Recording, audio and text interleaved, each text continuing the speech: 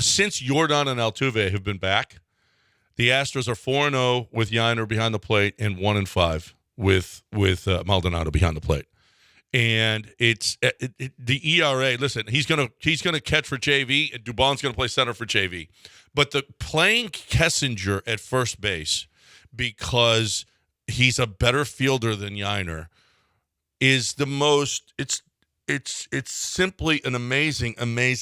There's a team, John, that does lead the league in unearned runs, and we saw it again because of. Then you know what, Jeremy Pena's and you need better bats in the lineup because you're going to give up unearned runs. Gray Kessinger in the lineup to give Jose Abreu a day off is one of the most ridiculous things I've ever heard. But everybody knows, and Dusty said this. And Dusty said this. He says, "Hey, I make out the lineup card. Everybody knows Yiner is hitting 170 against lefties. By that logic, Martin Maldonado should never play because he hits 170 against everybody, okay? His league average is 170 all season long. So Maldonado should never play if that's going to be your logic, okay? And Yiner should play against every right-hander. Yiner should play against every right-hander. Start against every right-hander, but that's not going to be the case. I'm going to stop because it just makes me nuts, for one thing. Secondly, in this season now, the Astros are 2.5 games now behind the Rangers because they're on a great roll. They are an unbelievable hitting team. They're a machine offensively. They're doing great. You know, their pitching is suspect in a lot of places, but you know what? They just out-hit everybody. They're serviceable pitching now, and they got Scherzer, who didn't look great, but whatever the case may be. But Heaney hasn't been himself. Perez hasn't been himself. They're just not as good a team at pitching. But Dusty is managing like he's got a 6-game lead instead of a 2.5-game deficit. And that's the problem that I have. Everybody, either you're pro Dusty or you hate Dusty, one of the two. The problem that I have with Dusty is the lack of urgency. And I know it's a long haul. It is a long haul. But right now, I mean, you got 2 months left in the season, and you got days off, and you're still not playing. You're putting your best lineup out there. And you got to put your best, especially when you're in Yankee Stadium. And now you got the Orioles this week. You can't throw Corey Julks out there and hope he gets out of his 0-for-36 or whatever he's on. You just can't keep doing that kind of stuff. Yeah, you got to start managing with a little bit of urgency. Yeah, I think I don't know that Dusty's going to go beyond this year.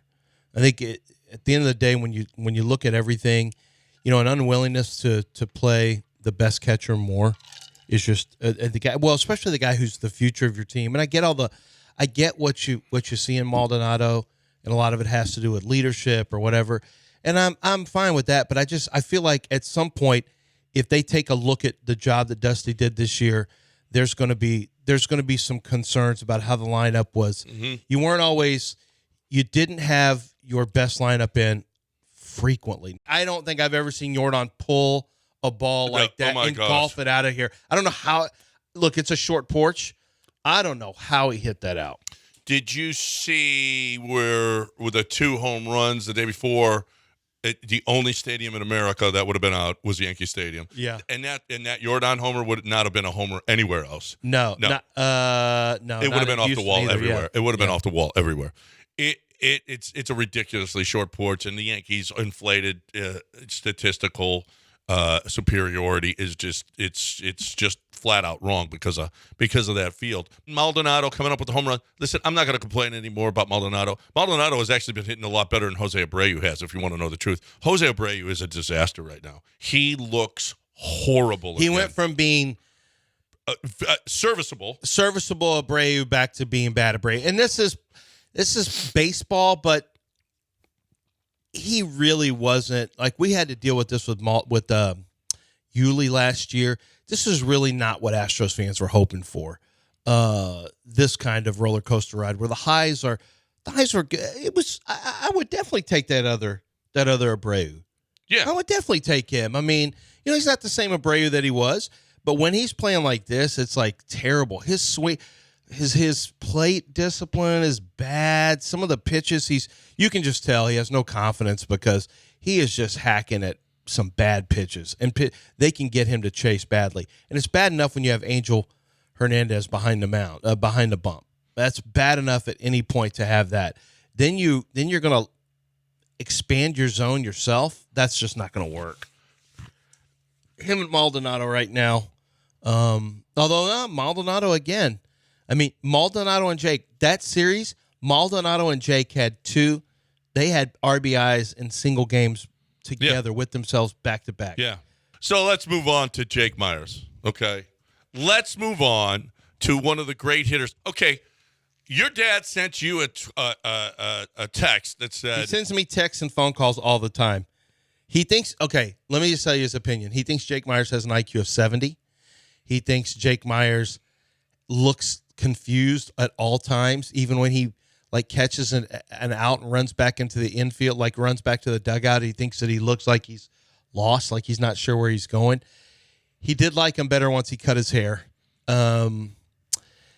He's just, there's something about Jake Myers that really, and my dad was I heard him telling somebody else this one time. He said, I coached for years and years and years.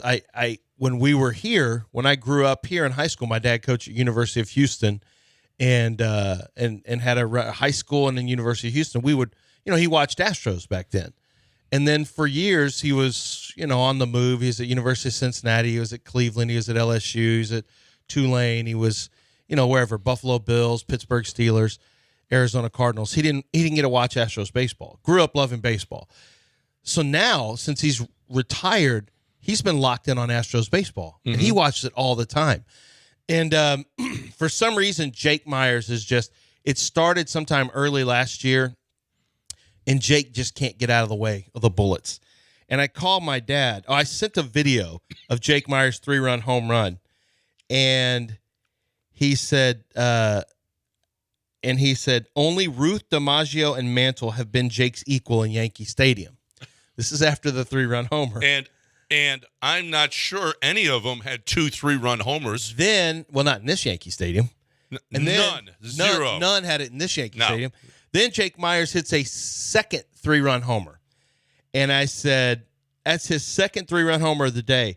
My dad sends 6 RBIs and the clapping emoji. Now, the fact that my dad sent an emoji was one of the most disconcerting things that has happened in my life. I've never seen it. And I was like, wait, That's what? funny because I've never sent one either. My dad just sent an emoji of any sort. Then this morning at 6:02 a.m., he sends Jake for Ohtani, or is it too late? So he did call me yesterday immediately after I sent that Jake had a second. He goes, one of the things that I feel like has happened is Jake's one of the more underrated players in this league. He takes a lot of crap from people, but all the guy does is hit. And he said, what did he look like after he hit his home run? I said, he was in the dugout smiling, talking to somebody. I said, honestly, Dad, he looked like when you throw a tennis ball to a golden retriever in a yard and he comes back with it and he's all excited to play catch. He had that look, and my dad thought that might have been the funniest thing that's ever been said because he just loved that idea that Jake was whatever. And I just said, you're going to have to, he's done this before with, I think it was Ryan Stanek, although he's been right with Ryan Stanek. Montero, he's talked about how terrible. Well, we all do. We all talk about this stuff. But Jake yesterday had a kind of a weak swing on a second strike, or maybe it was on the 2-1 pitch. Then they threw a little breaking pitch, and he hit it. It was about 3 rows deep, but it was a home run. But nothing feels better to see a guy who's struggling a little bit really get off and have a big game. And let's face it, they don't win that game without Jake. That's a Jake Myers win. Oh, right no, there. that's a Jake Myers win.